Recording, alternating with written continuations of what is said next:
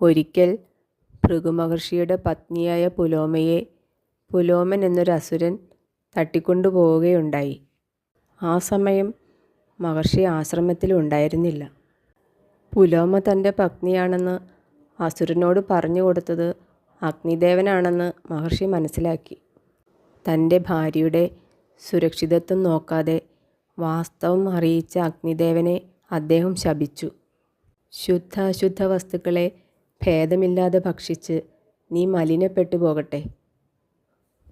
അഗ്നിദേവൻ ആ നിമിഷം തന്നെ മഹർഷിക്ക് മുൻപിൽ പ്രത്യക്ഷപ്പെട്ടു. സത്യം മാത്രം പറഞ്ഞ തന്നെ എന്തിനാണ് ശപിച്ചത്? ഇതാണോ അങ്ങയുടെ നീതിബോധം? അഗ്നിദേവൻ മഹർഷിയോട് ചോദിച്ചു. എനിക്കും അങ്ങയെ ശപിക്കാനാകും, പക്ഷേ ഞാനത് ചെയ്യുന്നില്ല. അഗ്നിദേവൻ വീണ്ടും പറഞ്ഞു. എല്ലാ പുണ്യകർമ്മങ്ങളുടെയും സാക്ഷി ഞാനാണ്.